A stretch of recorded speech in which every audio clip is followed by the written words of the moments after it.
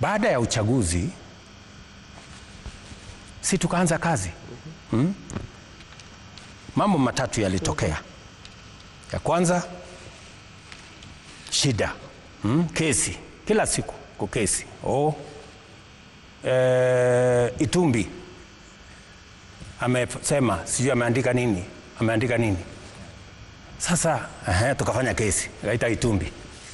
Deputy President ameketi hapo, mimi hapa. Wewe Deputy President anasema umefanya. Haya, tunamaliza kesi. Next, baada ya wiki moja, Faruk PA, mtu mdogo, amefanya. Haya, naita Faruk, nafanya kesi. Tukamaliza hiyo. Kidogo Ndindi Nyoro amefanya, ameitisha mkutano sijui Kiharu, amepanga wabunge wengi. Mbona amepanga wabunge? Mbona naita Ndindi Nyoro. Tumeketi chini. Kesi. Haya, kuisha hiyo, Kimani Ichung'wah sijui amesema. Sasa mpaka nikamuuliza, ndugu yangu, wewe ni naibu wa rais wa Kenya. Bloga huyu Dennis Itumbi, bloga, unasumbuana na yeye nini? PA ya ofisi mtu kidogo.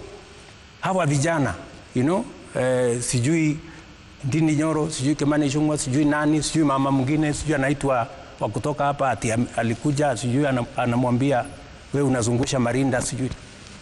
Sasa nikamwambia, hivi tena kidogo ni nini? Just wait. Si umeniuliza swali? Kabisa.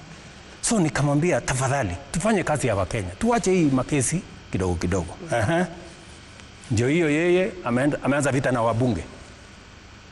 Hawa wabunge wenye kumuondoa bunge. Vita na wabunge, nyinyi wabunge.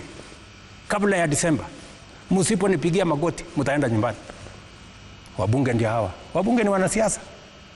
Sasa wabunge wakasema, Disemba tutaenda nyumbani tusipokupigia magoti. Okay. Kabla Disemba na sisi tutakushughulikia. Nasikia?